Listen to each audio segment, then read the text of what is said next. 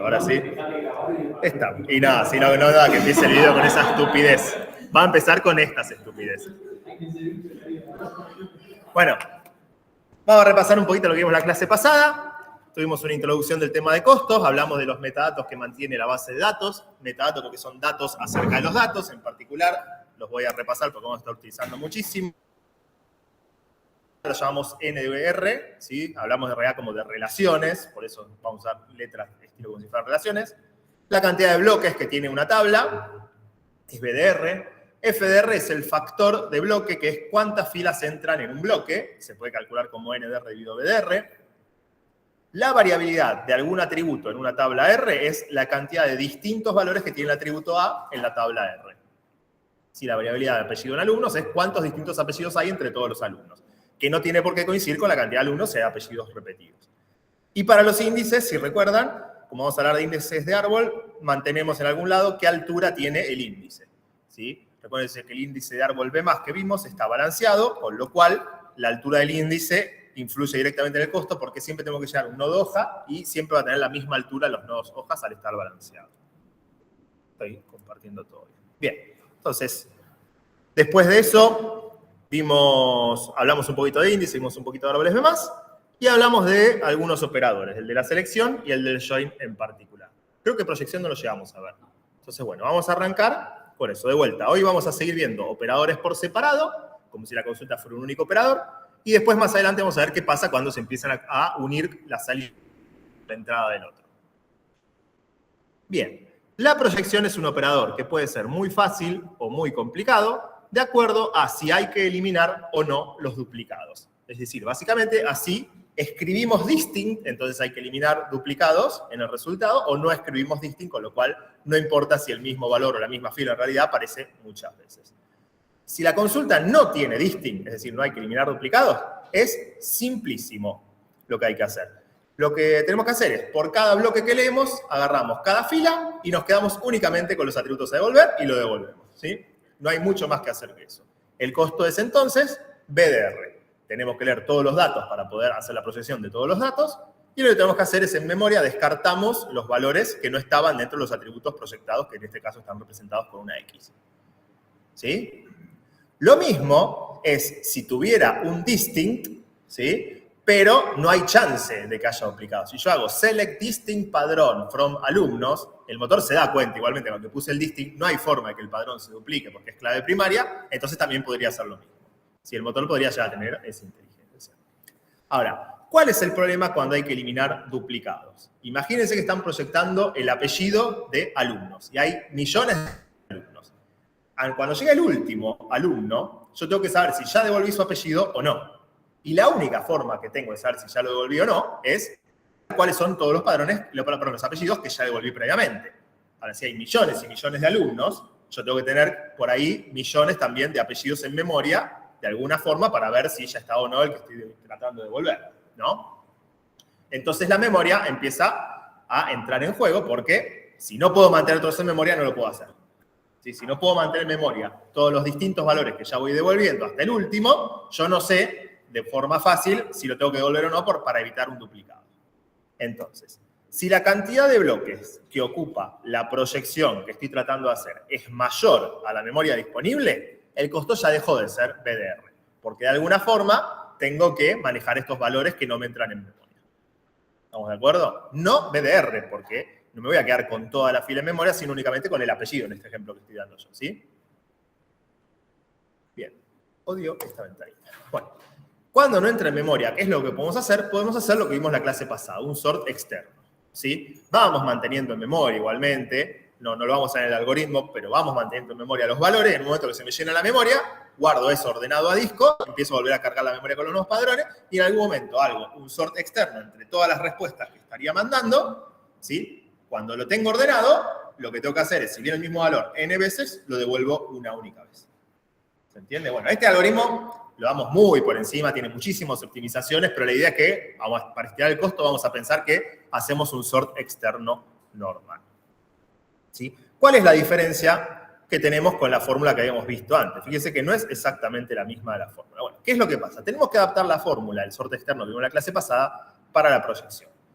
La primera lectura que hacemos es de la fila completa. Cuando arrancamos tenemos que ver la fila completa.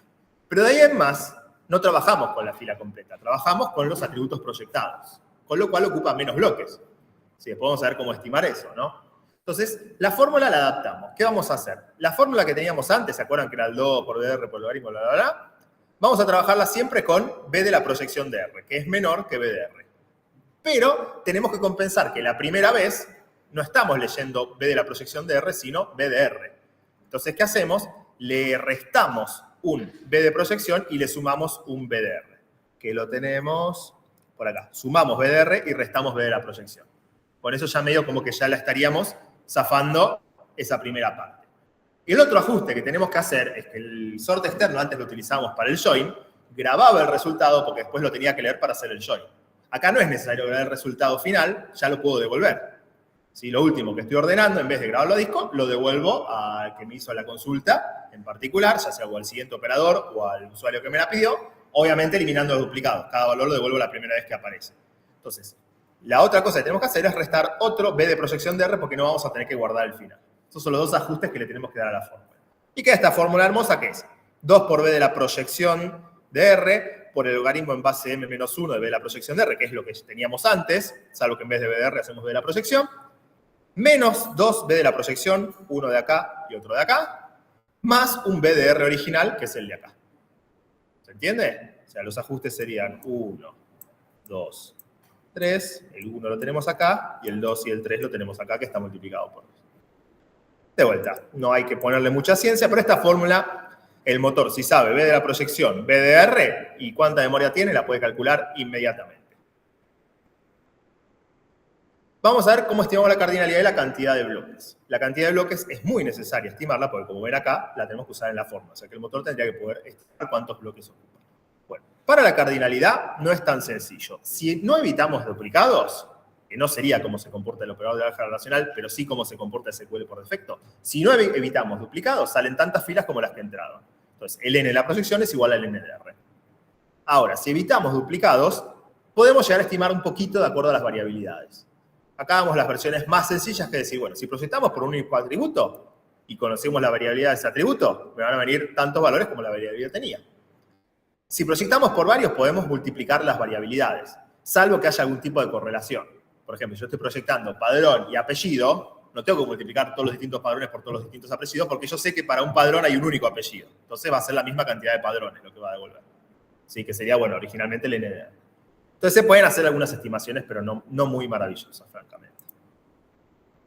Para estimar la cantidad de bloques, la cantidad de bloques tiene que ser menor, o debería ser menor, salvo que esté proyectando por todo, que en realidad es un operador que no tendría que hacerse, debería ser menor, o igual en realidad, porque me estoy quedando con menos información. La fila se hace cada vez más chica, con lo cual crece el factor de bloque.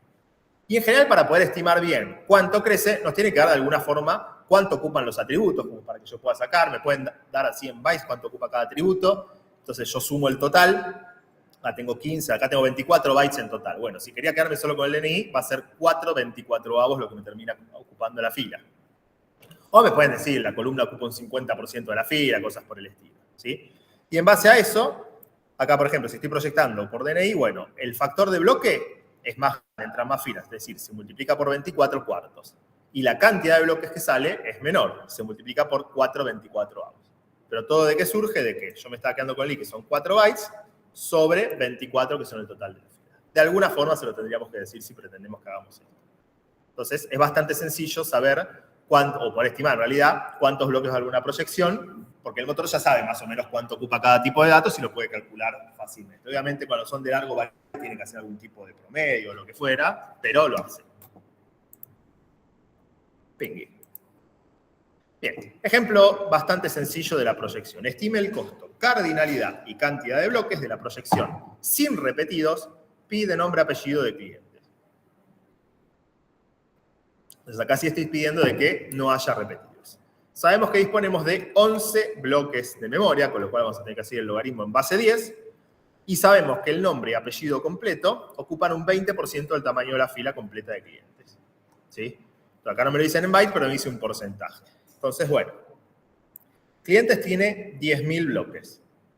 Y me voy a quedar con un 20%. Entonces, el B de la proyección de clientes va a ser igual a un 2000. ¿Sí? Van a salir 2000 bloques.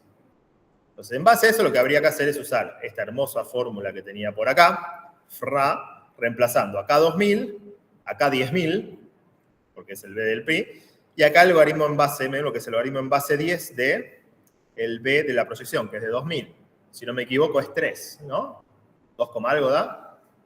El logaritmo en base 10 de 10 es 1, de 100 es 2, de 1000 es 3, no, es 3, algo.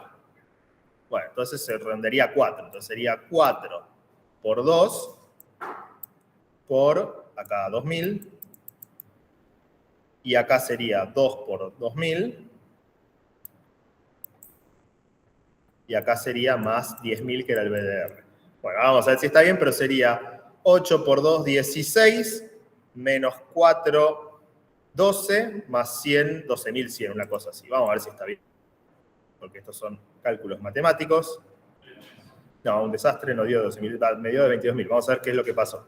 Acá era, el logaritmo este sí da 4, esperen que lo voy a marcar como para que más o menos quede. Era 4 por 4.000, que da 16, más 6.000. ¿De dónde salió 6.000? Ah, porque era 10.000. No, le hice 100, cualquier cosa. Entonces vamos de vuelta. 2 por el B de la proyección, que dijimos que era 2.000, 4.000. Por este logaritmo que da 4, da 16.000. Menos 2 por 2.000, ahí sí da 12.000. Más 10.000, 22.000, que es el que teníamos acá. ¿Sí? Perdón por el pequeño tema, yo no me acuerdo de memoria los números. Por suerte tengo las filminas que me salen. Entonces, listo. El costo no es más que eso, 22.000 bloques. ¿Estamos? La cantidad de filas que salen, dijimos, bueno, no queremos los repetidos. O sea, sería como el operador de álgebra relacional particular. Tenemos la variabilidad de nombre y apellido, asumimos que se combinan por igual, con lo cual vamos a tener 200 por 400 son 80000, 80.000 distintas combinaciones de nombre y apellido. ¿Y cuántos bloques? Este sería el n de la proyección, ¿no? ¿Y cuánto sería la cantidad de bloques de la salida? Bueno, fíjense que entran, por acá yo sé que el factor de clientes es 10.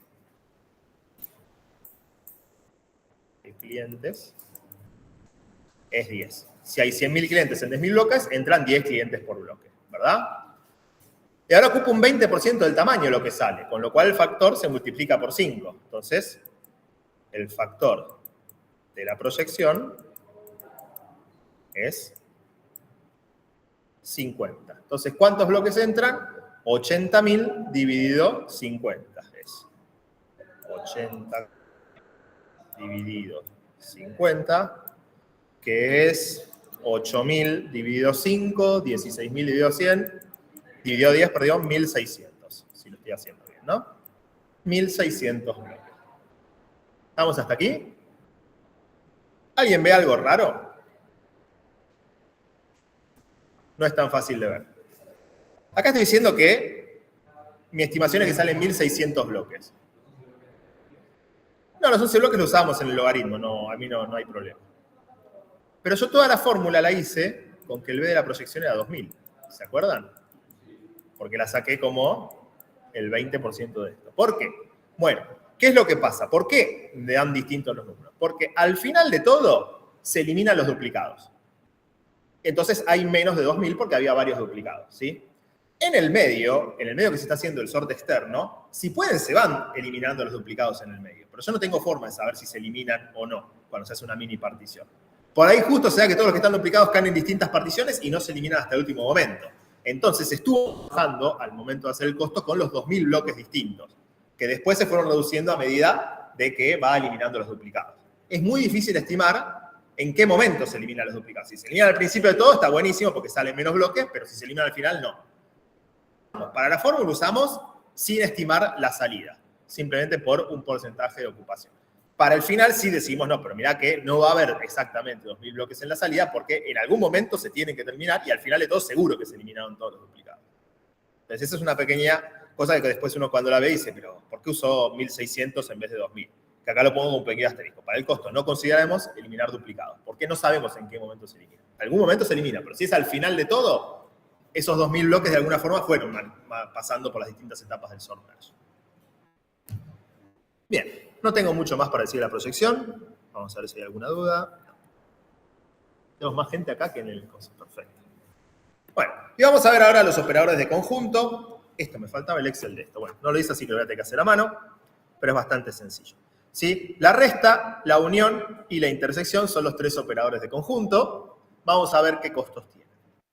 Para los tres casos, con un pequeño asterisco que ahora voy a hablar, para los tres casos se tiene que trabajar con ambas tablas ordenadas. Si yo quiero hacer la unión entre dos conjuntos, la idea es que de alguna forma pueda rápidamente ver si algún elemento está en los dos conjuntos o en uno solo. Lo mismo para intersección, me interesa cuando está en los dos conjuntos. Lo mismo para la resta. Lo mejor es trabajar con las tablas ordenadas. Obviamente, salvo que entren en memoria, ¿no? Pero estamos hablando del caso de que no entren en memoria, ¿sí?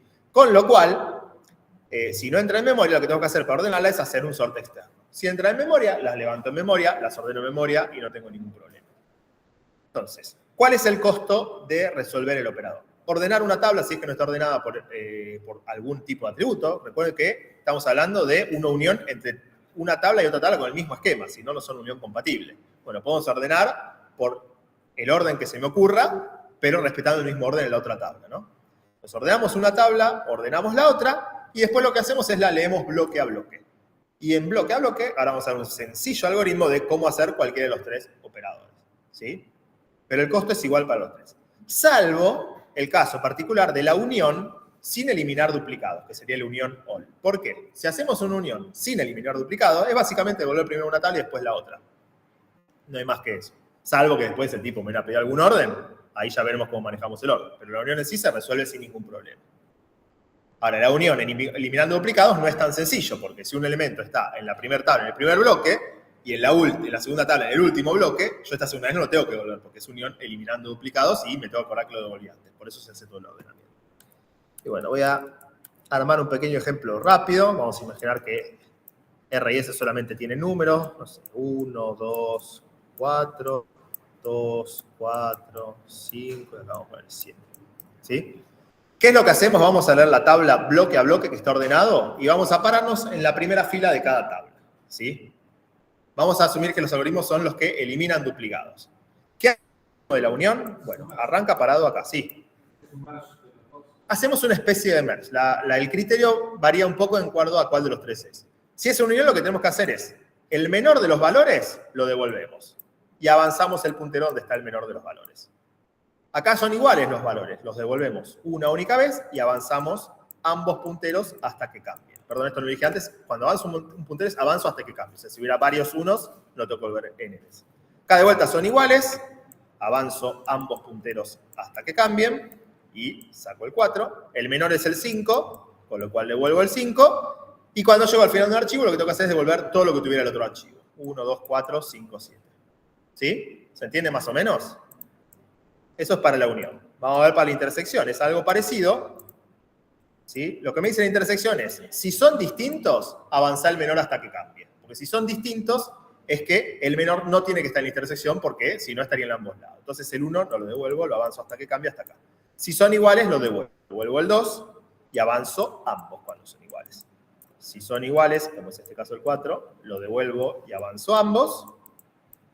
Son distintos, con lo cual avanzo el menor, que sería el 5, y cuando llego al final del archivo, ya no devuelvo nada más. Entonces me quedaron 2, 4, que es la intersección.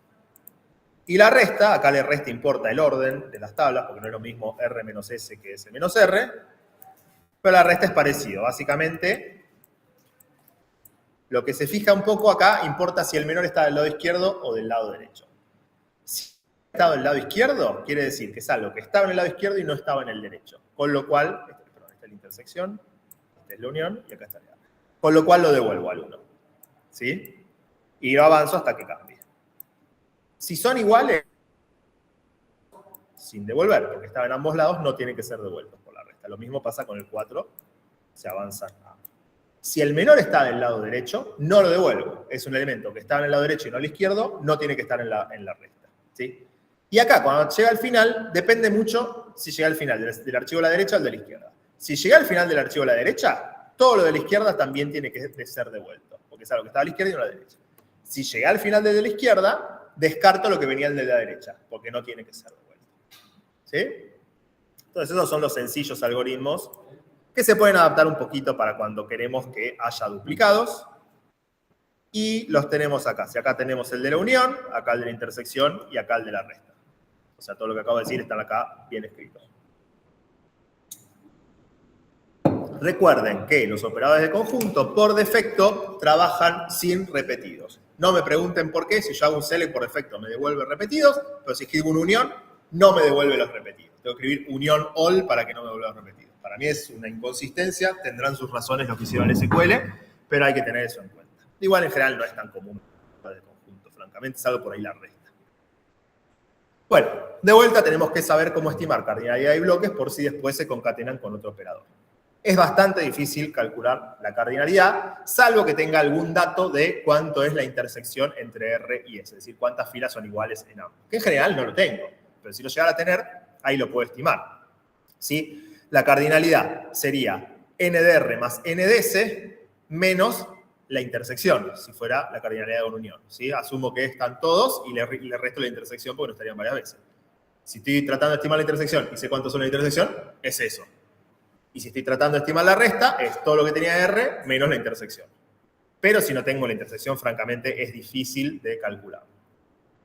El factor se mantiene, ¿sí? R intersección S, R y S tienen que ser unión compatibles, con lo cual los dos deberían tener el mismo factor de bloque, con lo cual se mantiene. Entonces, la cantidad de bloques la vuelvo a calcular en base a la nueva cantidad de filas que tengo, que surge de ambos. Y tenemos, si no me equivoco, un ejemplo maravilloso.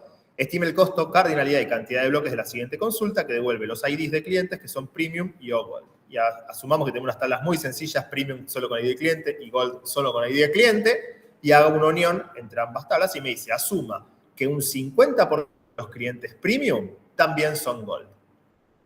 Entonces, bueno, solo el costo, básicamente de vuelta, tendríamos que poner la fórmula de ordenamiento para R, para S, y luego sumar BDR más BS. No lo voy a hacer porque es algo matemático, lo vamos a ver después, ¿sí?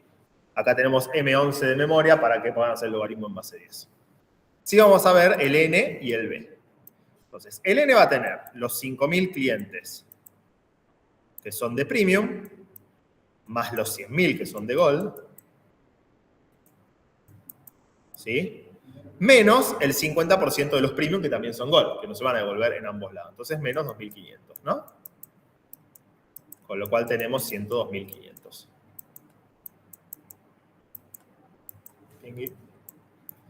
Y para el B, fíjense que en ambos lados entran 100 por bloque. Si hay 100.000 clientes Gold en 1.000 bloques y 5.000 clientes Premium en 50 bloques. O sea, el F es 100. Con lo cual, la cantidad de bloques es esto dividido 100. 1025. ¿Sí? ¿Se entiende? De vuelta, estoy haciendo rápido, ustedes en un examen acuérdense de poner todas las fórmulas. Y acá están 1025, 102.500 y bueno, el costo para ordenar uno era 2 por el BDR que era 50, logaritmo en base 10 de 50 redondeado hacia arriba, que da 200, sí, porque este también es 2, y 2 por 1000 por el logaritmo en base 10 de 1000 que es 3, es 6 por 1000 que es 6000. Entonces el costo era 200 que era el ordenar 1, más 6000 que es el de ordenar el segundo, más 50 más 1000 que era la cantidad de bloques que tenía cada relación. Bien, ¿dudas hasta aquí? ¿Se entendieron todo esto? Perfecto, venimos bárbaro de tiempo. Bueno, ahora sí vimos los 4 operadores más clásicos del álgebra relacional. Estimar el costo de la división no lo pienso hacer porque no tiene sentido. En realidad vimos un poquito más porque los de conjuntos son 3, ¿no? Pero lo más común es que haya joins, selecciones y proyecciones. Les diría que el 99% de las consultas no tiene mucho más que eso. Lo que tenemos que ver ahora es qué pasa cuando tenemos una consulta que utiliza varios operadores a la vez. ¿Sí? Si tengo un select con algunos campos, con varios joins y con varias condiciones en el where, quizás son varias selecciones en distintas tablas, distintos joins y una proyección final. Entonces, lo que yo tengo que hacer es buscar una expresión de álgebra relacional a la cual se traduce mi consulta. Eso en general es sencillo. Pero después tengo que buscar otra expresión de álgebra relacional equivalente que tenga menos costo a la que yo tomé trivialmente. Sí, pues yo puedo agarrar y decir, mira, hago un producto cartesiano entre todo y después hago una selección. Y después digo, no, me conviene hacer el join quizás. Entonces puedo buscar alguna equivalencia. Entonces, ¿qué reglas de equivalencia tenemos con las cuales podemos trabajar? Bueno, tenemos muchísimas reglas de equivalencia, las voy a enunciar un poquito por arriba, a ver si acá me estoy olvidando de decir algo.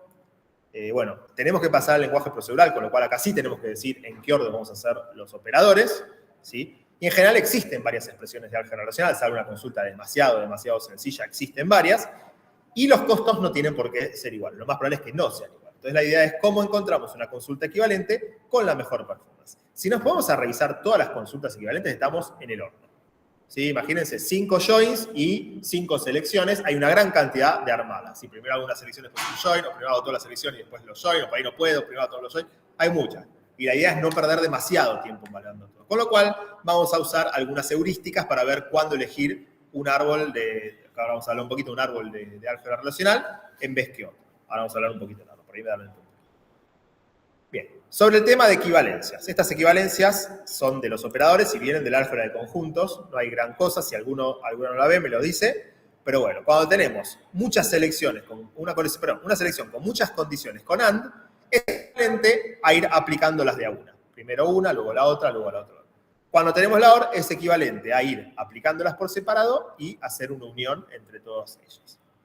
Y si tenemos una selección con una condición sobre otra selección de otra condición, las podemos invertir, ¿sí? Es conmutatividad esto. La equivalencia en cascada lo llamamos esto, y esto es conmutatividad. Proyección. Es parecido, pero no es igual. Si yo tengo una proyección en cadena, esto es equivalente a solamente hacerla de más afuera. ¿Sí? Porque si yo primero hago una proyección de alumnos quedándome con padrón y apellido, y después hago otra solamente apellido, eso es lo mismo que si únicamente me hubiera quedado con el apellido. Si yo hago una proyección a la salida de una selección en base a una condición de R, es equivalente a primero hacer la selección y luego la proyección, solo en un caso en particular, cuando la condición usa únicamente los atributos, usa atributos que están entre los que termine proyectando. Porque si no, acá no tendría accesibilidad a los atributos que estoy tratando de hacer. O sea, si me quedo con el padrón de aquellos alumnos cuyo padrón es mayor a 70.000, lo puedo hacer de ambos lados. Si me quiero quedar con el apellido de aquellos alumnos cuyo padrón es mayor a 70.000, no. Ahí tengo que hacer primero la selección y después la proyección, porque si no, lo perdí el padrón y no lo puedo seguir utilizando. Pingui. Bueno, sobre el producto cartesiano, junta y operadores de conjunto. Son bastante similares. El producto cartesiano es conmutativo y asociativo. Conmutativo es decir que el orden no influye tanto en el natural como en el producto cartesiano. No está ejemplificado, pero esto también va para el join con condición. Y R, producto cartesiano S, luego producto cartesiano T, es lo mismo que R, producto cartesiano, S, producto cartesiano T, y lo mismo con el join. ¿Sí? Entonces acá yo puedo elegir en qué orden hacer un join entre tres tablas. ¿Sí? Puedo arrancar o por S join T o por R join S. Para operadores de conjunto, las reglas se cumplen, salvo para el de la resta. El de la resta, no olvídense. Pero la unión, bueno, R unión S es lo mismo que S unión R, lo mismo con la intersección. Y también R unión S unión T es R unión S unión T y lo mismo con la intersección. ¿Sí? La resta no, la resta es muy importante el orden. Y esta última equivalencia es una equivalencia que es bastante común y quizás la que es más intuitiva. Si yo estoy haciendo un producto cartesiano entre R y S y luego le aplico una selección, es lo mismo que hacer un join con esa condición. Entonces, en general, vamos a tratar de evitar los productos cartesianos cuando podamos y convertirlos en un join porque tenemos todos los distintos costos que vimos en la clase pasada. Me quedan algunas medio pavas. La distribución de la selección en una junta. Si yo tengo una junta de lo que sea y una condición al final, y esta condición se puede escribir como alguna condición sobre atributos de la tabla R and alguna condición sobre atributos de la tabla S, podría primero haber hecho la selección en R y luego haber hecho la selección en S y al final de todo eso hacer el join entre ambos. No creo que sea muy utilizada, pero está bueno saberla. Y la proyección en la junta se puede distribuir si todos los atributos de junta están incluidos en X. De vuelta, es parecido al anterior. Si yo acá estoy juntando porque sea el mismo padrón y después no lo devuelvo, entonces no puedo haber proyectado antes porque estaría perdiendo el padrón y la condición de junta me cambia totalmente. Pingui. Bueno, ¿para qué me sirve esto? Para hacer distintas heurísticas de optimización. Y acá les muestro dos árboles de resolución para una misma consulta. Entonces, ¿se acuerdan que lo vimos cuando vimos álgebra relacional? Podríamos pensar que un motor puede llegar a ser algo similar. Fíjense qué hace la consulta. Esta consulta a la izquierda arranca con los jugadores. Se fija que el nombre sea Lionel Messi. Y luego hace un join contra la tabla de goles. Scores eran goles. Por player ID. Con lo cual estamos yendo a buscar todos los goles de Messi. Y finalmente hace una proyección del minuto. Que básicamente es en qué minutos hizo Lionel Messi goles en el Mundial. Esta otra consulta hace lo mismo, pero arranca primero haciendo un producto cartesiano entre players y scores. Y después hace una selección de nombre Lionel Messi and scores.playerID es igual a players.id. Es decir, mete los dos join. Y finalmente la misma proyección. ¿Estamos de acuerdo? ¿Cuál les parece que va a ser mejor? Las dos dan el mismo resultado. Las dos me dan en qué minuto hizo goles Lionel Messi en el Mundial. ¿Cuál les parece que va a performar mejor? La de la izquierda. Ahora alguien me dijo en el chat algo. La primera. ¿Por qué? Porque filtra primero, y esto es importante. Fíjense que acá dice un row, y acá dice 9 rows, y acá dice 134.640 rows y 9 rows. Este 1 contra este es lo que hace que probablemente gane la de la izquierda. ¿Sí? En general, lo que vamos a tratar de hacer cuando busquemos distintos árboles que resuelven la misma consulta, vamos a tratar de quedarnos con aquellos que en el medio tengan la menor cantidad de filas. El final siempre va a ser el mismo. No hay forma de que una consulta devuelva 8 rows y la otra 9 se hacen lo mismo. Pero el intermedio lo puedo ir cambiando de alguna forma. ¿Sí? Entonces, el objetivo general es reducir el tamaño de las relaciones intermedias. Entonces, en base a eso vamos a tomar ciertas decisiones. Y hay otro objetivo que no es intuitivo para nada, porque también lo vimos, que es pipelining, pero me dice que vamos a tratar de usar únicamente árboles left deep. ¿Qué es un árbol left deep? Algo de este estilo. Esperen que lo termino de dibujar.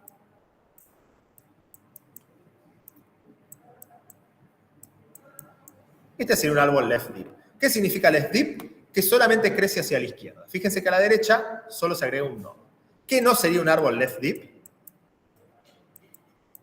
Esto que voy a terminar de dibujar en un rato. Espérenme. Esto no es un árbol left deep porque acá el lado derecho, que sería el right, no el left, no es un único nodo, sino que es un subarrbol de más de un nodo. Acá siempre el lado derecho es un único nodo. ¿Por qué vamos a tratar de que sean left deep? Porque vamos a aprovechar una técnica de pipelining, que la vamos a ver en un ratito, que reduce bastante los costos. Entonces, además, no vamos a evaluar árboles de este estilo. Vamos a evaluar únicamente árboles de este estilo, que sean left deep.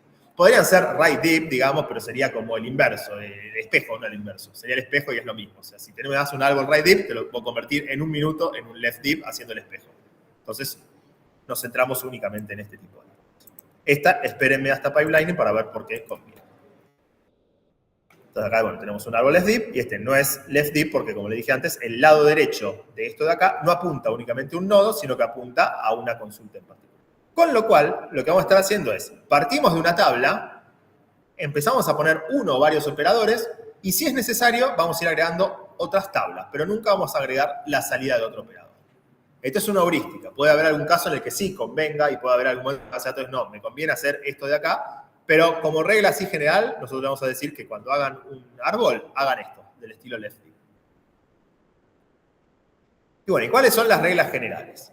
Las selecciones lo queremos hacer lo antes posible. ¿Por qué? Para reducir la cantidad de los resultados. La selección me filtra filas, con lo cual voy a tratar de hacerlo lo antes posible. Los productos cartesianos los vamos a reemplazar por juntas siempre que se pueda. ¿Por qué? Por lo mismo. El producto cartesiano sale una banda de datos que después con una selección se estarían filtrando. No, hagamos todo en un join. La proyección también la queremos hacer lo antes posible. ¿Sí? Si bien no me tiene por qué cambiar la cantidad de filas, salvo que elimine duplicados, me reduce el tamaño de las filas, con lo cual me reduce los datos. Pero la queremos hacer lo antes posible, pero priorizando la selección. ¿Por qué? Porque la selección puede utilizar índices. ¿Se acuerdan que cuando vimos costos de la selección? Al utilizar un índice, realmente nos reducía mucho el costo. Si yo hago primero una proyección, ya accedí a los datos y perdí la capacidad de usar un índice, porque ya accedí a los datos que quizás no tendría que haber accedido si hubiera utilizado un índice. Entonces, priorizamos la selección. Y hay que tener cuidado que el árbol quede left deep cuando hacemos proyección. No hay que proyectar simplemente por proyectar, porque si yo tengo un árbol así y digo, no, pará, le voy a meter una proyección acá y una proyección también acá, ya no me quedó left deep, porque me quedó algo de este estilo. Acá va a haber una proyección, acá va a haber otra proyección, y acá va una tabla, y acá va una tabla, y esto ya dejó de ser left deep. Este lado derecho tiene más de un nodo. Entonces la tratamos de hacer siempre a la izquierda, nunca a la derecha. Y la última regla general es, cuando tenemos que hacer varias juntas, hacemos las más restrictivas primero.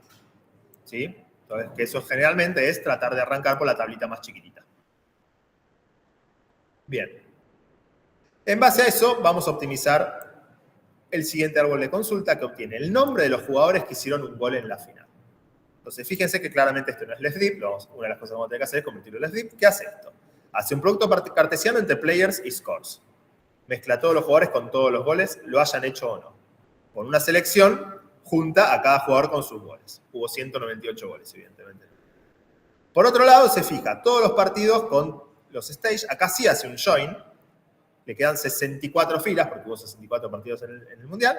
Y después revisa que sea la final, con una selección. Stage.name es igual a final.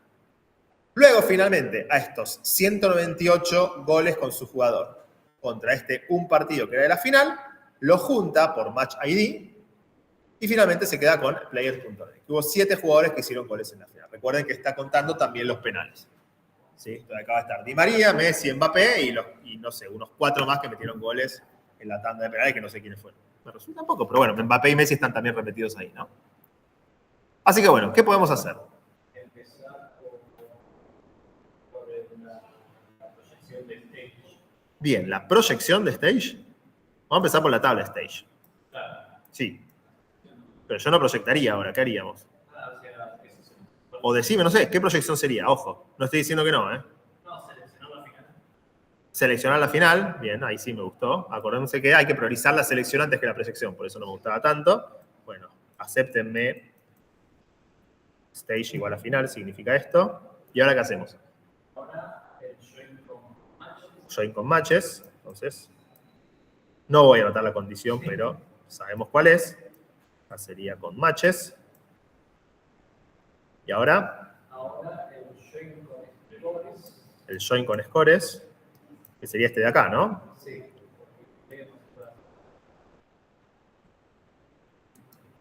¿Sí? Y ahora sí, como players. Un join. Bien, ojo, acá con players está un producto cartesiano. O sea, este join que estoy haciendo acá representa a estos dos operadores. Combinamos la selección del producto cartesiano en un join. Hacemos el join con players. ¿Listo? No. ¿Cómo? Bien, ¿cuál? Players.name. Para que sea exactamente igual, acá tendríamos que hacer la proyección de name. Voy a poner player.name porque no sé si hay otra cosa que tenga player.name. ¿Estamos de acuerdo con esto? ¿A todos les parece que seguimos todas las reglas? Bueno, no, nos falta una. La selección lo antes posible lo hicimos. Convertir join, el producto cartesiano en join lo hicimos. Arrancar por los join más chiquititos lo hicimos porque arrancamos por stage. Me está faltando hacer la proyección lo antes posible.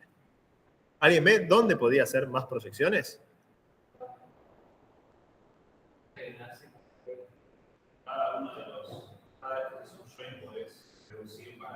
Exactamente. Fíjense que de acá, de stage y matches, sale una banda de campos, todo lo de stage y los de matches, y el único que voy a estar utilizando es este matches.id. Después no utilizamos nada más, ni de stage ni de matches. Entonces acá podría meter una proyección en el medio. Acá también, una vez que fue contra scores, lo único que me interesa es el player ID. Entonces acá puedo meter una proyección en el medio. ¿Vamos? Y acá también, que antes yo pensé que me estabas diciendo eso, pero no. Acá, después de la selección, yo de Stages me podría quedar únicamente con el Stages ID. No me interesan todos los otros datos que tiene Stages. Sí. Bien, es muy buena la pregunta. Y la verdad es que no. Ahora vamos a ver por qué no. ¿Sí? La proyección no siempre agrega un costo. Hasta ahora veíamos viendo de que agregaba un costo a la proyección porque tenía un costo el operador. Pero vamos a ver cuando veamos pipelining que no tiene por qué agregar un costo. No siempre es gratis. Lo vamos a ver en un ratito. ¿Sí? La idea es que si no tiene que eliminar duplicados, es gratis. ¿Por qué? Porque ya el operador anterior levantó de alguna forma de memoria los datos y la proyección lo que hace es quedarse con un pedacito de memoria de lo que ya está en memoria. Entonces, no siempre es gratis. Es gratis cuando no tiene que eliminar duplicados. Que en este caso creo que no pasaba, porque acá estaba proyectando por el stages.id que no se duplicaba, acá por el matches.id que no se duplicaba, y acá por el player.id que quizás se podía llegar a duplicar, pero eran 12 filas, con lo cual lo manejo en memoria segura. Eso lo vamos a ver en un ratito cuando hablemos de pipeline.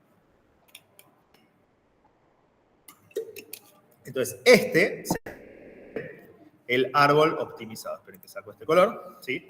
Que lo tengo obviamente más lindo en la siguiente diapo. Ahí está. Arranco de stages, me fijo que sea la final, fíjense, sale una row, me quedo solamente con el ID de stage, luego hago el join con matches, me quedo de vuelta, fíjense, el intermedio es un solo row, Luego voy con scores que me quedan 12 rows. Cuando proyecto me quedan 7. Acá sí está eliminando duplicados el player ID porque hay jugadores que metieron varios goles, pero son sobre 12 filas que las puedo mantener en memoria, con lo cual probablemente lo más probable es que lo pueda manejar en memoria y no necesite un costo extra. Y si lo necesitara sería menor. Luego hago el join con players y me quedan las 7 filas del final. Sí. Ahí vos sabés porque nada, estás viendo esos juegos que dice cuando pasemos los trazados a mano. Lo tenés que calcular, sí. Bien, en un parcial, de por ahí se podría aceptar que no esté, este que marqué acá. O sea, porque vos sabés, ahí capaz hay 100.000. Claro, pero acá sí vos sabés de que estas dos proyecciones no necesitan dominar duplicados. Este sí, este te lo acepto que si no lo pones no hay problema. Totalmente. Sí, sí, vos no tenés por qué saber cuántos tipos metieron gol en la final, por ahí fueron 1.000.000. Pero estas dos sí que estén. ¿Sí? Porque estas dos, al no necesitar eliminar duplicados, seguro que no agregan costo. Bien. Doy consultas por aquí. Esto ya venía antes que era la primera. Bueno, entonces ahora sí vamos a hablar del famoso pipelining. Si ustedes ya deben haber visto en algún lado pipelining, o hay otra forma de decirlo que ahora no me sale, pipeline de agregación, habrán visto en algún lado, ¿sí? En general, la idea del pipelining es unos caños, ¿viste? Cuando van metiendo los caños de agua, que la salida de un caño es la entrada del otro. La idea del pipelining es algo parecido, pero en informática. En este caso, pipelining es la salida de un operador, es la entrada de otro operador. ¿Sí? Necesitamos, cuando hacemos pipelining, cuando empezamos a enchufar la salida de un operador con la entrada del otro, conocer el N del operador, el B del operador y el F del operador, porque las fórmulas, distintas fórmulas que vimos hasta ahora, lo utilizan. Antes trabajamos sobre tablas, que lo teníamos, pero la base de datos no tiene los metadatos del resultado de un operador, porque si no tendría que guardar todos los operadores posibles y sería infinita la cantidad de datos que tendría que tener. ¿Sí? Imagínense si tuviera que guardar la cardinalidad de cualquier selección que se me pudiera ocurrir. No tiene sentido. Entonces tenemos que utilizar para los nuevos cálculos los estimados de N, B y F de lo que sale del operador. Que como vimos antes se puede hacer bastante sencillo. Los resultados intermedios podrían llegar a almacenarse temporalmente en archivos. ¿Qué costo agregaría esto? Un B del operador, que es el de grabar. ¿Sí? Pero es mucho más eficiente hacer el pipeline en el cual vamos a ver que no siempre es necesario agregar este costo. Si yo no hago pipeline, en la salida de cada operador se graba a disco, con lo cual tendría un costo agregado de B de operador, y luego el siguiente operador lo tomaría desde disco, y tendría el costo de ese operador en particular. Pero es mucho más eficiente hacer pipeline, que básicamente lo que va a hacer pipelining, lo tengo aquí, es lo siguiente. Cuando un operador, llamémoslo O1 por ser el primero que se está ejecutando, termina de generar un bloque con los resultados propios, ya se lo manda al siguiente operador. Y ya se lo manda estoy en memoria, acumulando los resultados, le digo al siguiente operador, empieza a trabajar con esto que tengo en memoria. El segundo operador empieza a trabajar sobre eso, cuando termina de armar un bloque se lo va a mandar al tercero. Quizás tiene que esperar a que el uno le vuelva a mandar otro bloque. Pero como que se empiezan a coordinar. Le digo, acá tenés este bloque, este empieza a trabajar, pero le dice, dame otro bloque, entonces este vuelve a trabajar, le genera otro bloque, hasta que este terminó su propio bloque, que se lo pasa al tercer operador, etcétera, etcétera. Y todo eso ya lo van haciendo en memoria. Todo esto lo va coordinando internamente el sistema gestor de base de datos, ¿sí? Cuando al final de todo, O1, que es el primer operador, haya terminado de procesarse, O2 también habrá procesado la salida completa de 1R. Sí, la fue procesando parcialmente, pero al final es lo mismo que si hubiera procesado todo de corrida la entrada que le daba O1, ¿no? Al no tener que materializar la salida de O1, ya nos ahorramos este costo de grabar el resultado, con lo cual conviene siempre que se pueda hacer pipeline. El único momento en el cual no se puede pipelining es si tengo muchísimos operadores uno atrás del otro y muy poca memoria. Ahí se me llega a complicar. En especial, si alguno de los operadores que estoy usando consume mucha memoria, como por ejemplo hashgrades. Yo no puedo hacer por pipeline 25 hashgrades al mismo tiempo, porque todos van a tener que estar armando sus propias particiones y quizás le estoy restringiendo mucho la memoria. Pero eso sí, no esperamos que lleguen a tanto ustedes, ¿sí? Y lo bueno del pipelining es no solo que me ahorro esta escritura del temporal, sino que cada operador puede llegar a tener un ahorro mejor. Por ejemplo, imagínense que la selección se hace en la salida de un operador. Acá hay un operador, el que fuera, y después de esto viene la selección, ¿sí? Este operador ya de alguna forma accedió a los datos que están en el disco. Miren qué dibujo de primer nivel, ¿sí? Y cuando llenó un bloque se lo pasa a la selección. ¿Qué hace la selección? Agarra ese bloque en memoria, se fija las fichas que están en ese bloque y si no cumple la condición las descarta. De la forma que sea, con una marca, borrándola, reorganizándolo, no me importa, como sea. ¿Qué acceso a disco tuvo el operador de selección ahí? Nada. Viene el siguiente, le dice, cuando termina dice, mándame el siguiente bloque. Le manda el siguiente bloque, lo mismo. Mándame el siguiente. Así hasta que termina. Toda la selección se pudo hacer con datos que ya estaban en memoria. La selección, cuando su entrada viene de otro operador, no agrega costo. La selección que está en pipelining es hacer un if, con lo cual no hay costo agregado. Si la selección es el primer operador, sí tiene costo, porque tiene que acceder a disco, pero si es el segundo, el tercero o el noveno, no agrega un costo. Fíjense que es maravilloso el pipeline en este caso. Ejemplo sencillo, ya lo vimos antes. Imagínense una selección con una conjunción. ¿Se acuerdan que dijimos, bueno, si hay índice en uno, el costo solamente accede al índice por el primero y los otros no agregan un costo extra, si eran los papers de Mariano Beiró? Bueno, eso lo podríamos pensar como que esta selección de varias cosas con una conjunción se convierten en varias selecciones concatenadas entre sí, que la salida de uno es la del otro, y termina teniendo el costo del primero de ellos, que es el que realmente accede a disco, y todos los otros no tienen un costo. Sí, sería el ejemplo que vimos antes. Si era buscaba, creo que eran las publicaciones de Mariano Beiró, y después le aplicaba que el tipo era 3. Bueno, el costo sería solamente le buscar las publicaciones de Mariano Beiró, y el de que el tipo fuera 3 se hace en memoria. Entonces, otro ejemplo que tenemos es, estime el costo de la siguiente consulta. Costo de buscar que el padrón sea 1, 2, 3, 4, 5, el nombre sea Lucas y el apellido Román en la tabla de alumnos. No tengo un padrón tan bajo. Es bajo igual, 78.000, pero no tan bajo como 12.000. Bueno, imagínense que la tabla tiene 1000 bloques y un índice con altura 4. ¿Sí? Entonces, yo podría decir, bueno, una de las opciones es recorrer toda la tabla, hacer un par, si se cumplen estas tres condiciones, y volverlo no, que sería un costo de 1000. ¿Sí? Pero si tuviera un índice, que lo tenemos acá, un índice de altura 4 sobre el padrón, quizás me conviene. ¿Cuál es el costo del índice? La altura del índice, que es 4, más la cantidad de filas que hay para un padrón en particular, que como es la tabla de alumnos va a haber una sola, 4 más 1, con el cual el costo de usar el índice es 5. Entonces, yo podría pensar como que primero hago esta selección sobre alumnos y luego hago las otras dos, la de nombre y apellido. Y esas, al estar en pipelining, no tienen un costo extra. Y el costo termina siendo únicamente 5. Que como claramente es menor que 1000, me conviene. ¿Me siguieron hasta ahora? Lo importante, la selección en pipelining no agrega un costo extra. ¿Qué pasa con la proyección? Que viste que no faltaba tanto para que viniera. Bueno, si no precisa evitar duplicados la proyección, tampoco agrega un costo extra. Porque simplemente, cuando le dan un bloque lleno, agarra, descarta todas las columnas que no le sirven y se lo pasa al siguiente operador o al final. Y dice, pasame otro bloque. El tema es cuando precisamos evitar duplicados. Cuando precisamos evitar duplicados, puede ir acumulando las proyecciones en memoria hasta que se ocupe el espacio disponible de la memoria, como vimos antes, y ahí tiene que hacer un sorteo externo para poder resolverlo. Es la misma fórmula que vimos antes de la proyección, pero igual nos estamos ahorrando la primera lectura de BDR.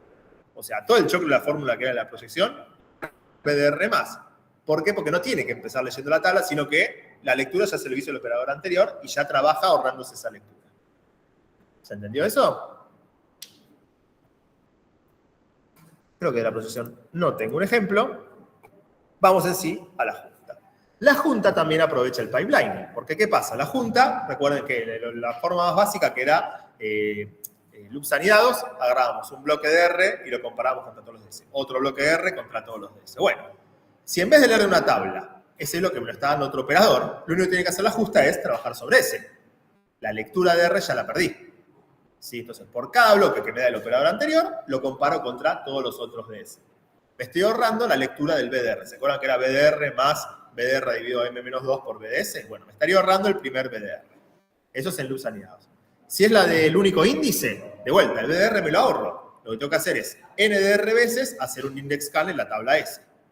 Si es la de hash grace, me ahorro la primera lectura de BDR. Es decir, a R solamente ya lo tengo en memoria, lo tengo que particionar, grabar a disco, particionar ese leyéndole y grabando a disco, ahí sí, y luego comparar las dos cosas. Entonces sería 2 por BDR más 3 de BDS. Lo que me estoy ahorrando es la lectura de un BDR. Entonces, ¿cómo se actualizan los costos? Bueno, en loops anidados, antes tenía un BDR acá sumando, se le quita. En único loop, también acá antes tenía un BDR sumando, desapareció cuando es por pipeline. Junta hash, que era 3 por BDR más 3 por BDS, pasa a ser 2 por BDR más 3 por BDS. Y para sort merge se le quita un BDR. Era BDR más BDS más el costo este más el costo este. Ahora es solamente BDS más 2 por este más 2 por este. Entonces, Corolario importante, se ahorra una lectura de BDR. La fórmula que teníamos antes es la misma menos BDR. ¿Por qué? Porque esa lectura ya lo hizo el operador anterior. Entonces, fíjense que pipelining ahorra muchísimo. Me ahorra describir el resultado intermedio y en la selección me ahorra todo el costo, en la proyección, en la mayoría de los casos me ahorra todo el costo y en la junta me ahorra una lectura completa de lo que venía del lado izquierdo. Entonces, es bastante útil usar pipelining. Por eso queremos de que sean tablas left deep, ¿sí? Si fuera un árbol left deep. Si no fuera un árbol left deep, ahí ya no es tan sencillo, porque quizás el bloque que genera un operador lo está recibiendo otro operador, pero que la salida viene también de otro operador, entonces no puede hacer accesos directos al disco, sino que ya tuviera un costo en otro lado y ahí sí ya es más complicado de calcular.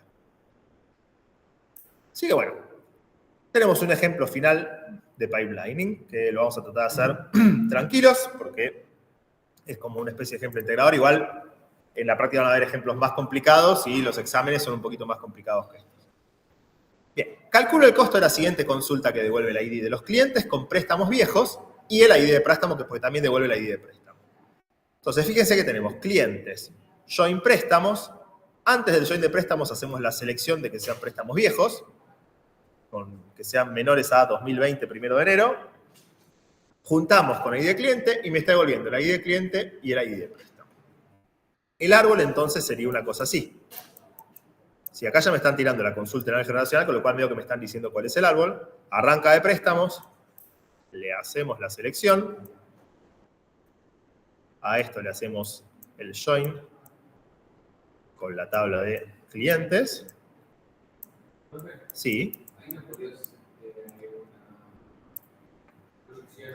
Podría agregar por acá una proyección probablemente, pero como me lo están dando así no lo voy a hacer.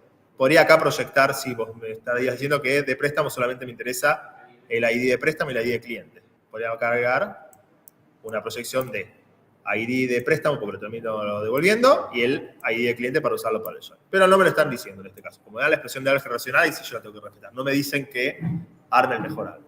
Por ahí mejora o por ahí no el costo. Depende muchísimo.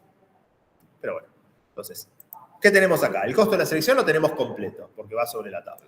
Uy, no, volvé para entrar. No sé cómo hice para bajarlo. Para ver si. Depende de dónde le dé la ruedita. Ahí está. El costo de la selección, que lo tenemos acá, 100%. El costo del join, con un B menos. O sea, un BDR menos, que en realidad sería el B de la selección, ¿no? Y el costo de la proyección vamos a evaluar. Fíjense que estamos volviendo el ID de cliente y el ID del préstamo.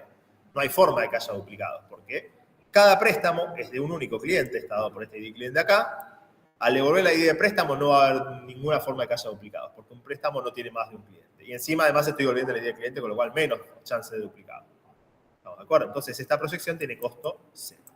Entonces, el costo va a tener dos partes. Costo 1 de la selección y el costo 2 del join adaptado a pipelining. ¿Estamos de acuerdo? Hecho esta introducción, vamos a ver qué metadatos tengo para poder calcular los costos. Para el costo 1 de la selección es la selección en préstamos. O sea, me interesan los metadatos únicamente de préstamos. Me dice que hay un índice por ID de cliente en préstamo. No me sirve de nada porque estoy buscando por fecha. ¿Sí? Y me dice que un 10% de los préstamos son anteriores a 2020. Es decir, solamente voy a estar devolviendo el 10% de los préstamos. ¿Acá me siguen? Bueno, el índice no lo puedo aprovechar porque estoy buscando la selección, la voy a hacer por fecha. Índice por fecha no tengo, con lo cual la selección la puedo resolver de una única forma. FileScan. El costo 1 de la selección es préstamos, que es igual a 250. ¿Estamos de acuerdo? Para el costo 2 voy a hacer un join entre la salida de la selección y clientes. Con lo cual voy a necesitar los metadatos, digamos, de la salida de esta selección que hice. Entonces, me interesa saber el N de la selección y el B de la selección. Me están diciendo que un 10% de los préstamos son anteriores a 2020, con lo cual, de los 5.000 préstamos que había, va a haber solamente 500 que son los que salen de la selección, y de los 250 bloques van a haber solamente 25 que salen. ¿Se entendió?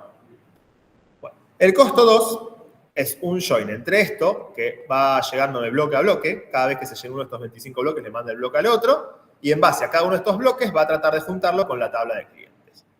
En la tabla de clientes tenemos un índice por ID clientes y es la condición de join la que lo va a usar, con lo cual puede ser que lo necesite utilizar. Vamos a ver si me conviene utilizar o no ese índice. Entonces vamos a empezar analizando la alternativa de hacer un loop único con índice. ¿Se entendió eso? Como tengo un índice por el atributo de junta, puedo llegar a convenirme utilizar este índice de cliente. Entonces, ¿cuál sería el costo? El costo, si se acuerdan, era BDR más N, perdón, sí, más NDR por el index scan en la tabla S, ¿sí? Pero este BDR por pipeline ya me lo ahorré, porque es la selección la que me está levantando lo que viene en R. Entonces sería el N de la selección, en este caso en vez de R, por el index scan en la tabla S utilizando el índice de clientes. Entonces el costo 2 lo voy a escribir por acá. Después está todo lindo en la filmina de la derecha, ¿no? Ya se acostumbrado. El N de la selección es 500. 500 index scan voy a hacer. ¿Por qué? Porque salieron 500 préstamos. Y esos 500 index scan van a buscar datos del cliente. ¿Qué tiene que buscar acá? La altura del cliente, que es 4, más en cuántas filas va a haber un cliente con ID cliente en particular, una, porque es la clave. Lo tenemos en la filmina anterior. Entonces es 500 veces 5. 2500, si no me equivoco, ¿no? Bien. Sí, no, siempre necesito yo esa variación. Bueno, ¿cómo sé si este le gana o no a los otros métodos? Los otros métodos, como mínimo, tienen que leer una vez la tabla de clientes. Tanto el método de loops anidados, como el hash grace, como el sort merge, tienen que leerse mínimamente una vez la tabla de clientes, incluso a veces más de una vez. Y eso ya tendría un costo de 100.000. Y acá yo tengo 2.500, con lo cual sé que le gano. Si este me hubiera dado mayor, por ejemplo, me hubiera dado 102.500, ahí yo tengo que ver si alguno de los otros tres métodos me termina costando menos de 102.500. Ahí no lo puedo saber de antemano, depende de la memoria y de muchas otras cosas. Pero si es menos que el B de la tabla, el index scan le gana seguro. Entonces el costo total es 2.750. Vamos a revisar si le pifié o no. 2.500, costo total 2.750. Vamos bien porque puede fallar. ¿Quedó bien eso hasta ahora? Bien. Me pedían más. Ah, no, me pedían solo el costo. Pensé que me pedían también la cardinalidad. Bueno, si me hubieran pedido la cardinalidad, es bastante sencillo porque un préstamo es de un único cliente. Entonces ya dijimos que salía un 10% de los préstamos, es decir, 500. Cada préstamo es de un único cliente y van a salir 500 combinaciones de préstamos con cliente. Si la cardinalidad es bastante sencilla de calcular. Y bueno, para la cantidad de bloques ahí tenemos que usar la fórmula que la adaptamos del compañero. No sé si lo viste. Subí las filminas actualizadas y está tu contribución. Creo que la subí. No sé, yo lo tengo, no sé si la subí. Estaba bien, listo. Tenemos. ¿Eh? ¿Le pareció mejor esa fórmula que la que estaba antes? A mí me da igual porque es una fórmula, pero a ustedes por ahí les parece mejor para aprenderlo. Yo no la voy a usar nunca más. Ustedes sí en el examen. Es que doble. Pero me trajo recuerdo de cuando hice análisis de circuito. Eso no fue muy feo recuerdo. Pero bueno, entonces acá tenemos escrito todo lo que hice hasta ahora, ¿sí? El costo total entonces termina siendo 2.750, que es menor que si hubiera sido los primeros 250, que es la selección, más grabar esos 250, más después leerlos y hacer el index scan para las 500 filas creo que salía. ¿Sí? El pipeline me ahorró 500 bloques en este caso. No grabar los 150 y no, no, más todavía porque encima de la proyección, ¿no? Sí, bastante más de 500. Bien, con esto ya terminamos la parte en sí pesada de cálculos. No sé si alguien tiene alguna duda. Bueno, vamos a hacer lo siguiente. Vamos a hacer un break ahora. No, no lo voy a hacer ahora. Voy a hablar un poquito de esto y después vamos a dejar un lindo ejemplo. No, perdón. Vamos a hablar de esto, pero es bastante rápido. Vamos a hablar un poquito de cómo es la optimización de consulta en PostgreSQL y después, más adelante, vamos a hacer un pequeño taller de cierre en el cual yo les voy a mostrar cómo todo lo que aprendimos, si bien salvo que vayan a programar una base de datos, no lo van a utilizar, igualmente lo pueden utilizar cuando estén analizando consultas. Vamos a hacer un ejemplo muy pavo, pero que no está tan lejos de la realidad con lo que uno se va a encontrar. Pero antes de eso vamos a hablar de cómo es la optimización de consultas en PostgreSQL. Bueno, el comando explain lo vimos la clase pasada, no sé si lo recuerdan. Si yo escribo explain antes de un select, en vez de ejecutar el select, lo que me dice es cómo lo va a resolver. Y en un ratito lo vamos a mostrar en un pequeño taller, cómo eso me dice si está aprovechando o no índices. Y les diría que en el 90% de los casos que tengan una consulta que anda mal, uno le tiene el explain y ve que no está usando el índice y es ver por qué Corno no me está utilizando el índice y tratar de que lo use o ¿qué índice puedo crear para agilizar esta consulta? Generalmente cuando la consulta realmente lo requiera. Si es una consulta que se hace una vez por año, bueno, no, bancate que tarda. Tiene un par de parámetros extra, que es el Analyze y el Verbose. El Verbose tira muchísimo más datos, salvo que seas experto, para mí no te aporta mucho más. Pero sí les comento de que la documentación de cada sistema gestor de bases de datos es generalmente bastante buena, explicando qué es lo que sale de cada lado. El Analyze lo que hace básicamente es que no piensa cuánto va a tardar, no estima cuánto va a tardar, sino que ejecuta también la consulta y te dice cuánto tardó y cuántas filas recorrió. O sea, el Analyze es, en vez de estimar cuánto vas a hacer, hacémelo con este set de datos en particular. Y a veces da un poquito distinto de lo que había estimado, ¿sí? Y bueno, ahora, como dije, en el taller que vamos a hacer después, vamos a estar utilizándolo un poquito. Yo cambié el orden con respecto al cuatrimestre pasado, por eso no manejo bien los tiempos, les pido disculpas, ¿eh? Bueno, PostgreSQL mantiene un catálogo. Vimos la tabla PGStats la clase pasada, no sé si lo recuerdan. Tenemos, por ejemplo, la variabilidad es ndistinct, cuántos distintos valores tiene uno. Recuerden que él lo maneja de una forma medio rara porque le pone -1 cuando no hay duplicados y una vez tiene un valor negativo uno que nadie lo sabe por qué. Y estos dos arrays creo que son los más interesantes, most common vals y most common freq, que sería el histograma, los valores más frecuentes y qué frecuencias tuvieron. Recuerden que la frecuencia la tiene como una especie de casi porcentaje, sería un porcentaje dividido 100. O sea, 0,1 significa que un 10% de las filas tienen ese valor en particular. Hay una tabla en realidad que es la PG Statistics, que es un poquito menos amigable para el humano, con lo cual lo más común es trabajar con la vista PG Stats. No es la única, hay distintas tablas, si van a la documentación van a encontrar.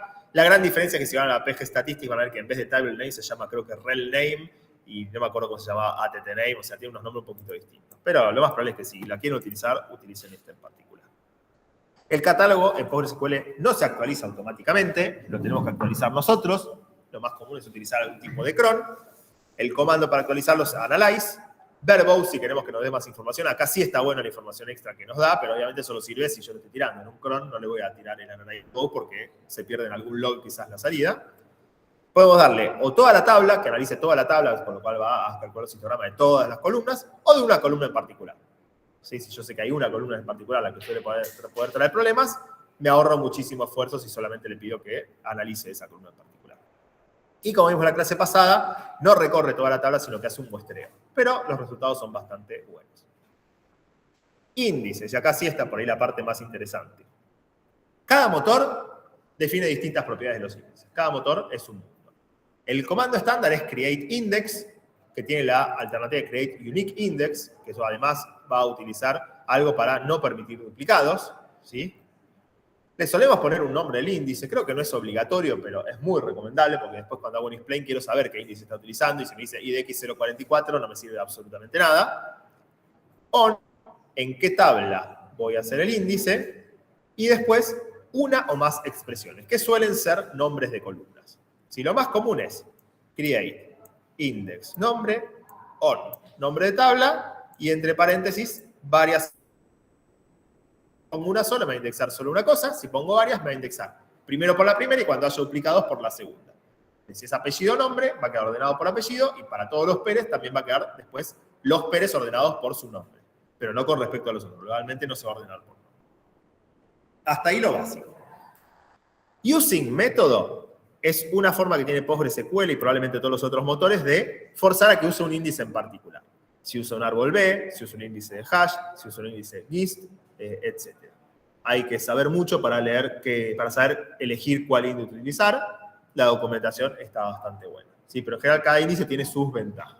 Igualmente, por más que uno sepa, hoy gracias a Dios tenemos multitudes de herramientas que me permiten simular buenos datasets, con lo cual lo que yo le digo es, si realmente están en un momento que necesitan ver qué índice es mejor, háganse un dataset local parecido al de producción, o copias en de producción si pueden, y pruébenlos. Hablo de distintos índices y lo prueben y verifiquen efectivamente si se puede. Antes quizás no era tan fácil eso, pero hoy existe esa posibilidad.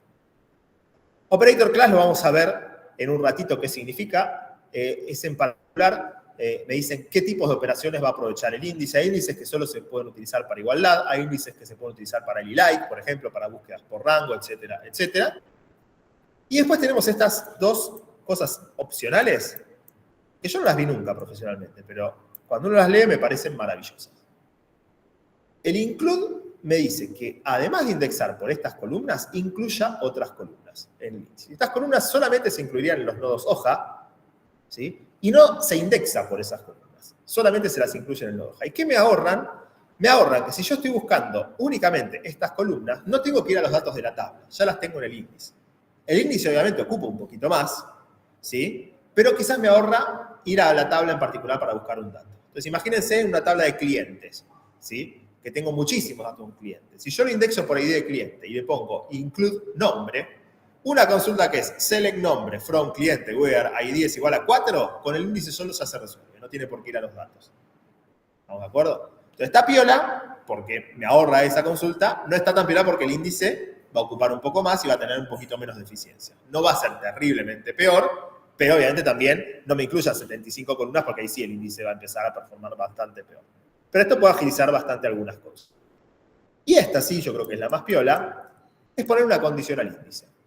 ¿Qué va a hacer? Eso va a hacer que no se indexen todas las filas de la tabla, sino únicamente las que cumplen esta condición. Y entonces, ¿cuándo voy a aprovechar el índice? Cuando hago una consulta que también en el where tenga exactamente la misma condición. ¿Cuál es el caso más común de esto? Bueno, yo tengo datos de los alumnos, pero tengo un flag que me dice si ya se recibió o no. ¿Sí? Por ahí tengo un histórico de muchísimos alumnos, pero me interesan los 10.000 que están actual y no los cientos de miles que tengo. Si la mayoría de las consultas son sobre alumnos que están actualmente en la facultad, yo podría hacer el índice indexando únicamente where estado actual igual true, por ejemplo, o en facultad igual true, y cada consulta que yo haga sobre alumnos que están en la facultad va a utilizar el índice y lo va a aprovechar. Cuando tenga que hacer una consulta general de todos los alumnos, no va a aprovechar el índice. Ese índice va a ser más chiquitito, con lo cual va a tener una mejor performance para esos casos en particular. Es muy utilizado cuando hay marcas de anulado, por ejemplo, cosas de ese estilo. ¿Sí? Es muy común no borrar los datos, sino poner una marca de anulado o no. Bueno, utilizar el where anulado igual a false, me va a agilizar la consulta porque en general la mayoría de los datos están anulados y ahí lo estaría absolutamente ignorando en mi árbol. No se están indexando esos en particular. Pero de vuelta, yo la verdad no les vi mucho uso. Bien, y ahora muy general, optimización de consultas es un mundo, pero muy general de optimización de consultas, muy dependiente del sistema gestor de base de datos. Cada sistema gestor tiene sus mañas. En general hay gente que hace mucho que labura y ya las conoce esas mañas. Es fundamental obtener la consulta SQL que se está ejecutando, en especial si usamos algún tipo de ORM. Quizás nos creemos que está tirando una consulta y en realidad está tirando por abajo otra. Entonces, cada ORM que yo conozco, y espero que siga siendo así, en algún lado tiene una configuración de debug, que en algún log me tira qué consulta está ejecutando para qué operación. Bueno, si te demora mucho en hacer una consulta, activa el debug, hagan esa consulta SQL y la van a analizar con el explain. A mí me pasó en unas viejas versiones del Entity Framework de .NET, que no sé por qué, me estaba casteando un entero, me estaba casteando la columna, o sea, yo tenía columna igual a valor, y me estaba casteando la columna a otro tipo de dato, con lo cual no aprovechaba el índice y me enteré cuando logré sacar el SQL. Porque vos la veías y decías, no puede estar fallando esto si está buscando por valor igual a 4 y está indexado. Bueno, es importantísimo eso. Usar el comando explain para ver el plan de ejecución, revisar si hay índices o no, y o bien crear si es que no debería poder aprovechar uno y no estaba, o bien adaptar algún índice que estuviera. ¿Sí? Y esta última parte es evitar subconsultas correlacionadas. Es muy específico, no les puedo dar reglas en general. Lo que sí les puedo dar es un pequeño tallercito que vamos a ver ahora después del break, con un set de datos medio pedorro que tenemos, pero que sirve para más o menos ejemplificar cosas que se nos pueden dar. Tema de bibliografía, antes de darles el break. Acá tenemos la parte de libros, que está bueno, pero no tanto. En general, la bibliografía de este tema está mucho online. Como les dije, PostgreSQL tiene acá la documentación del Create Index, del Explain, de los Operator Classes, que las vamos a ver en un ratito, del Analyze. Y en particular, este link, quiero mostrarlo, Use the Index Look, después lo voy a mandar en material, pero está muy bueno porque es un libro sobre optimización de consultas, de hecho lo pueden comprar en Amazon, pero está completamente online. Y pueden, si les interesa el tema, seguir leyendo sobre esto. Y está bastante piola porque en general cuando entras a algo en particular, te muestra cómo se hace en 5 motores. SQL Server, PostgreSQL, Oracle, MySQL o MySQL y DB2. DB2 dudo que a ustedes les interese, pero los otros 4 probablemente los hayan escuchado nombrar. Y está bueno también ver qué diferencias hay entre cada uno. Fíjense que acá me está mostrando cómo hace el explain cada uno de ellos y qué tengo que leer. Está bastante piola, la verdad, este link. Es un link que yo lo tengo como referencia para utilizar y es gratuito, así que se agradece muchísimo. Entonces, bueno, acá está el PDF.